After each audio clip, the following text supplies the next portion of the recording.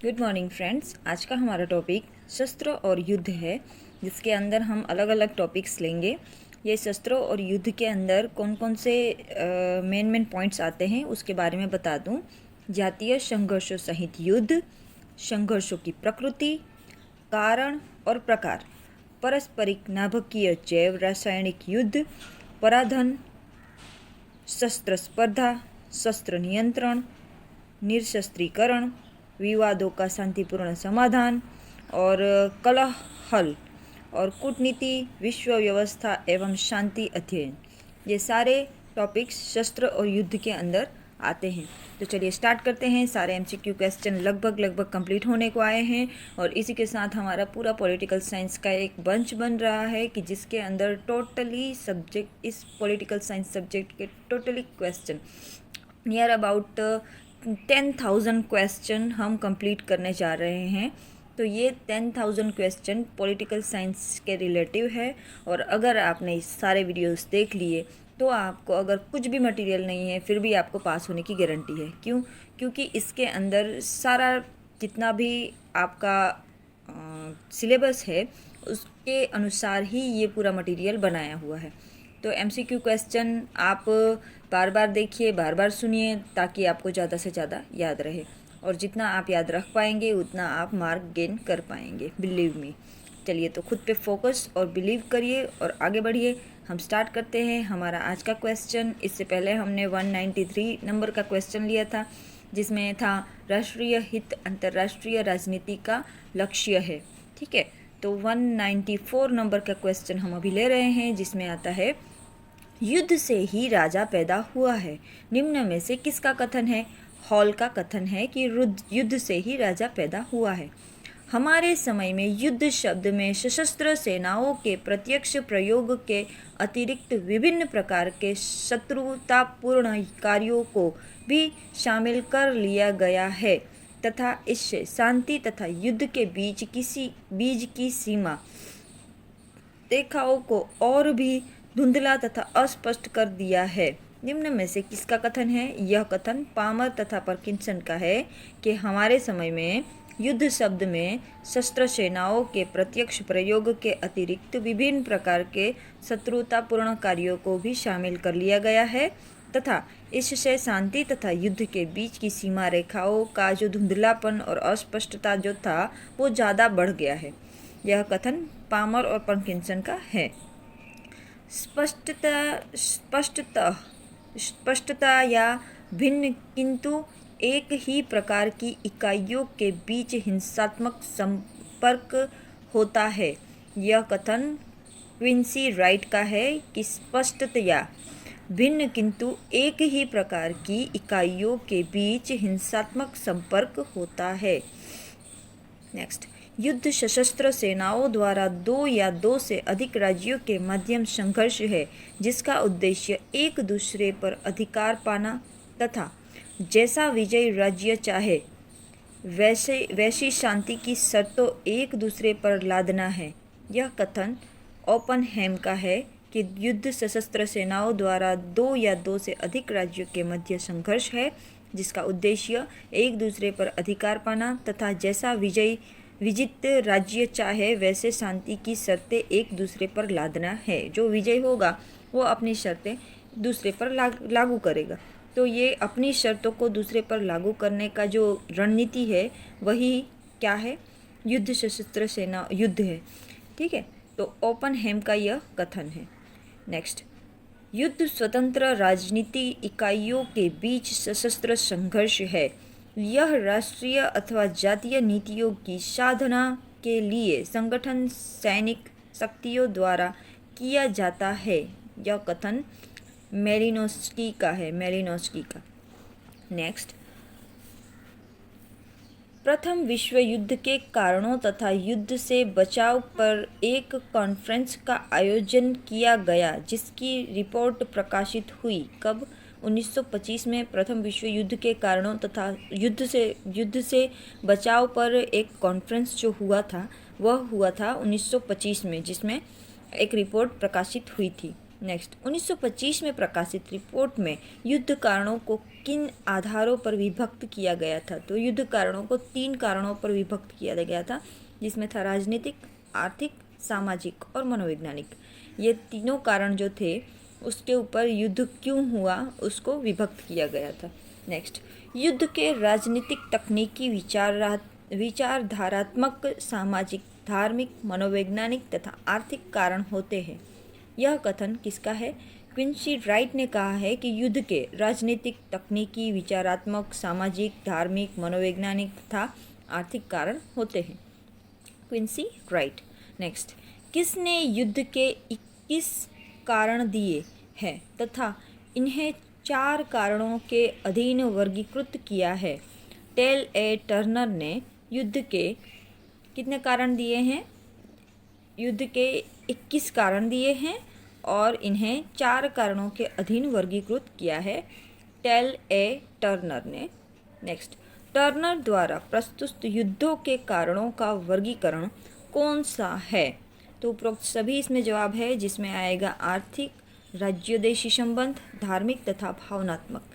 Next, प्रभुसत्ता संपन्न राष्ट्रों के बीच युद्ध का मुख्य कारण यह तथ्य है कि विश्व की प्रभुसत्ता संपन्न राष्ट्र है तथा उनमें से बहुत से महान है। यह निम्न में से किसका विचार है? तो प्रभुसत्ता संपन्न राष्ट्रों के बीच युद्ध का मुख्य कारण है, यह तथ्य है कि विश्व में प्रभुसत्ता संपन्न राष्ट्र है तथा उनमें से बहुत से महान हैं। यह कथन ओनोल ब्रेड का है। नेक्स्ट, आज विश्व का मानचित्र अधिकतर युद्ध मैदानों पर ही निर्धारित हुआ है।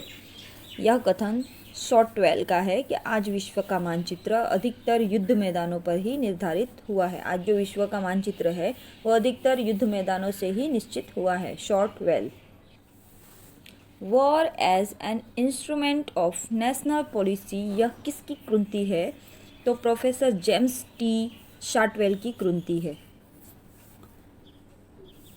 नेक्स्ट, युद्ध को नैतिक तथा आध्यात्मिक उत्कर्ष के लिए एक साधन के रूप में उचित माना। यह कथन निम्न में से किससे संबंधित है? हीगल से। हीगल ने युद्ध को नैतिक तथा आध्यात्मिक उत्कर्ष के लिए एक साधन के रूप में उचित माना है।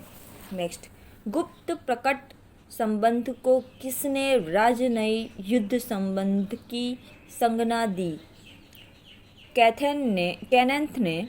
केनेथ ने गुप्त प्रकट संबंध को राजनयिक युद्ध संबंध की संज्ञा दी। केनेथ। नेक्स्ट, केनेथ बोल्डिंग का संबंध शांतिवादियों से है। केनेथ बोल्डिंग का संबंध किससे है? शांतिवादियों से है। नेक्स्ट, युद्ध मनुष्यों के मस्तिष्कों में प्रारंभ होता है, अतः मनुष्य के मस्तिष्कों में ही शांति की इच्छा के लिए प्रयास करना चाहिए। यह कथन यूनेस्को का है। निम्न में से यह किसका कथन है कि युद्ध एक प्रकार का राजनीतिक संपर्क है? यह कूटनीति के अतिरिक्त अन्य साधनों से विदेश नीति को जारी रखने का प्रयास है। यह क्लाइंसबीट्स का कथन है। क्लाइंसबीट के अनुसार युद्ध एक प्रकार का राजनीतिक संपर्क है और यह कूटनीति है अतिरिक्त अन्य साधनों से विदेश नीति को जारी रखने के प्रयास का। क्लाइंसबीट्स। नेक्स्ट, किस समझौते द्वारा युद्ध को एक राष्ट्रीय नीति के रूप में त्यागने की घोषणा की गई?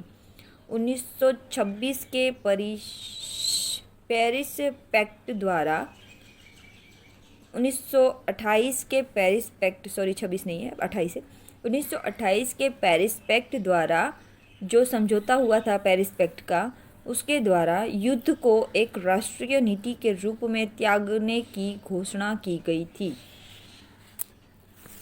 नेक्स्ट, युद्ध कार्य पहले सिर्फ लड़ाई था पर अब विध्वंस का एक प्रक्रम बन गया है। यह कथन B.H. लिडल हार्ट का है कि युद्ध क्या था? पहले सिर्फ लड़ाई था पर अब विध्वंस का एक प्रकार बन गया है। पहले युद्ध किससे होते थे? हथियारों से होते थे। अब युद्ध बड़े बड़े परमाणु गोलों से होते हैं।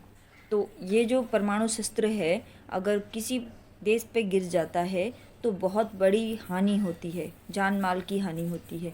तो ये मानव प्रकृति को विध्वंस करने की एक प्रक्रिया बन गई है, ऐसा B.H. लिडहार्ट ने कहा है।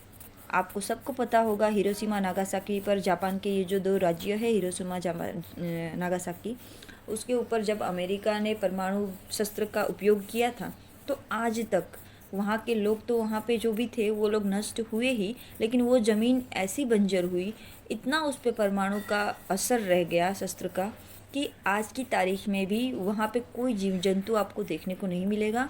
और वहाँ पे अगर कोई इंसान रहने भी जाता है तो उसकी नस्ल, मतलब कि उसके जो बच्चे होते हैं उसमें कुछ नहीं तो कुछ खामियां देखी जाती है। मतलब किसी का हाथ नहीं है, पाँव नहीं है, ब्रेन से वो तंदुरुस्त नहीं है, तो ऐसी सारी खामियां वहाँ पे देखी जाती है। हिरोशिमा नागासाकी में आज तक वो परमाणु शस्त्र का असर कायम है। इसीलिए ये एक विध्वंस बन गया है।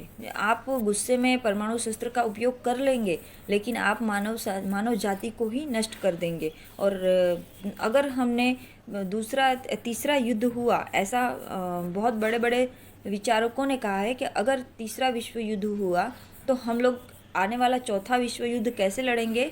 तो कुल्हाड़ी और हथौड़े से लड़ेंगे। आने वाला चौथा विश्व युद्ध पत्थरों से लड़ेंगे। क्यों? क्योंकि हमारे पास दुनिया ही नष्ट हो जाएगी, हमारे पास कुछ भी साधन सामग्री नहीं बचेगी। तो उसके बाद अगर हमको लड़ना होगा तो हमको कुदरती चीज़ें जो है, जो कि हम आदि मानव समाज के युग में जैसे रहते थे, वैसे ही हम फिर वापस वही अवस्था में आ जाएंगे। सारी दुनिया नष्ट हो जाएगी। जो कुछ लोग बचेंगे तो वो अगर चाहे तो चौथा युद्ध करना चाहे तो वो कैसे करेंगे? ऐसे पत्थरों का उपयोग करके कर सकेंगे। मतलब कि ये इतना भयंकर है परमाणु शस्त्र, उसका उपयोग करना बहुत ही, मानव सृष्टि को नष्ट करना बहुत ही भयंकर है। चलिए नेक्स्ट लेते हैं। बहुत लंबा मैंने लेक्चर दे दिया इस पे, सॉरी। जॉन फास्टर डलेस द्वारा युद्ध रोकने के लिए प्रस्तुत किए प्रस्ताव कौन से हैं? तो जॉन फास्टर डलेस द्वारा युद्ध रोकने के लिए प्रस्तुत किए गए प्रस्ताव है उपरोक्त सभी, जिसमें आएगा निशस्त्रीकरण का प्रयास, युद्ध की विभीषिका ज्ञान करना, युद्ध की विभीषिका का ज्ञान करना और सामूहिक सुरक्षा के प्रावधानों की प्रभावशीलता समझना। नेक्स्ट, युद्ध शुरू करने से पूर्व युद्ध की घोषणा करना आवश्यक है, यह ग्रोसियन का मानना है। ग्रोसियन के अनुसार युद्ध शुरू करने से पूर्व युद्ध की घोषणा करना आवश्यक है। नेक्स्ट, युद्ध किसी लक्ष्य को प्राप्त करने का साधन है। युद्ध किसी लक्ष्य को प्राप्त करने का साधन क्लाइंडर के अनुसार है। क्लाइंड के अनुसार युद्ध किसी लक्ष्य को प्राप्त करने का साधन है। नेक्स्ट, युद्ध को रोकने के लिए विश्व सरकार के लिए प्रयत्न की बात कौन करता है? जॉन फास्टर डलेस युद्ध को रोकने के लिए विश्व सरकार के लिए प्रयत्न की बात करता है। The causes of war and the new revolution किसकी कृति है? टर्नर की कृति है। शस्त्र दौड़ को समाप्त करने के उद्देश्य से विशेष या सभी प्रकार के शस्त्रों का बहिष्कार या कटौती निशस्त्रीकरण कहलाता है। यह कथन मॉर्गनथाउन का है। सैन्य शक्ति से संबंधित किसी भी नियंत्रण करने या प्रतिबंध लगाने के कार्य को निशस्त्रीकरण की कार्यवाही समझा जाता है। B.B. डाइक। नेक्स्ट, शुद्ध अर्थों में निशस्त्रीकरण का अभिप्राय सार्वभौम शस्त्र भंडार को समाप्त करना तथा सभी सेनाओं का शस्त्रों से रहित करना है। निशस्त्रीकरण में विध्वंसक तथा सभी प्रकार की शस्त्र सेनाओं को विस्थापित करने की आवश्यकता होती है। किसका कथन है? यह कथन है वुल्फ तथा कोलंबिस का है। वुल्फ तथा कोलंबिस के अनुसार शस्त्रों से रहित होने के निशस्त्रीकरण में विध्वंस तथा सभी प्रकार की शस्त्र सेनाओं को विस्थापित करने की आवश्यकता होती है। नेक्स्ट, शस्त्र नियंत्रण में निहित है। कौन है उपरोक्त दोनों जिसमें आएगा? शस्त्रों में कटौती और शस्त्रों पर प्रतिबंध, ये शस्त्र नियंत्रण में निहित है। नेक्स्ट, प्रत्येक बंदूक जिसे बनाया जाता है, प्रत्येक युद्धतोप जिसे ज्वालावरण किया जाता है, प्रत्येक रॉकेट जिसे छोड़ा जाता है, अंतिम अर्थों में उन लोगों के प्रति जो भूखे रहते हैं और उन्हें खाना नहीं खिलाया जाता, जो ठिठुरते हैं किंतु उन्हें वस्त्र नहीं दिया जाता, एक चोरी का सूचक होता है। यह कथन किसका है? आइजनहोवर का कथन है कि मतलब कि ये सारी शस्त्रों का उपयोग जो है वो इस तरह से है कि मतलब सामने वाला आदमी बेचारा है, उसके पास कुछ भी नहीं है, लेकिन आप ये सारी चीज़ों का उपयोग कर रहे हैं, ये सारी चीज़ें बना रहे हैं, लेकिन आप एक भूखे प्यासे को खाना नहीं खिला रहे हैं। उतना बड़ा पाप है ये सारे शस्त्रों का बनाना। ठीक है। नेक्स्ट, शस्त्र नियंत्रण सकारात्मक प्रकार के उन उपायों की ओर संकेत करता है जो शांति की स्थापना के विचार से सोच समझकर तथा दृढ़ निश्चय से अपनाए जाते हैं, जबकि निशस्त्रीकरण नकारात्मक तथा प्रतिबंधित प्रकार के उन उपयोगों की ओर संकेत करता है जिनका परिणाम अपने आप निकलने की कल्पना की जाती है। वी डार्कर का यह कथन है कि शस्त्र नियंत्रण सकारात्मक प्रकार के उन उपायों की ओर संकेत करता है जो शांति की स्थापना के विचार से सोच समझकर तथा दृढ़ निश्चय से अपनाए जाते हैं, जबकि निशस्त्रीकरण नकारात्मक तथा प्रतिबंधक प्रकार के उन उपायों की ओर संकेत करता है जिनका परिणाम अपने आप निकालने की कल्पना की जाती है। नेक्स्ट, शस्त्र तथा शस्त्र होड़ अपने आप खूनी तथा महंगे हैं, युद्ध का कारण बन सकते हैं। शस्त्र तथा शस्त्र होड़ अपने आप खूनी तथा महंगे युद्ध का कारण बन सकते हैं। शस्त्रों के होने से यह संभावना बढ़ जाती है कि इनका प्रयोग भी होगा। जब अगर शस्त्र आपने बना लिया है तो इस बात की संभावना बढ़ जाती है कि इनका कभी ना कभी प्रयोग भी होगा। परिणाम स्वरूप शस्त्र होड़ आक्रामक के स्थान पर सुरक्षा की भावना सुदृढ़ करने की बजाय मनोवैज्ञानिक रूप से राष्ट्रों के बीच और सुरक्षा की भावना पैदा कर देता है। यह कथन किसका है? कोलंबियस तथा वुल्फ का यह कथन है और बहुत सही कथन है कि कोई भी देश अगर शस्त्र बनाता है तो उसका दलील यह रहता है कि वो अपने देश की सुरक्षा के लिए कोई भी देश उससे डरे और उस पर कोई युद्ध ना जाहिर कर दे। क्योंकि उसके पास भी बहुत सारे शस्त्र है, तो इस बात से वो डरे और उस पर युद्ध ना करे। इस कारण से वो लोग शस्त्र जमा करते हैं, बनाते हैं, अपने पास रखते हैं।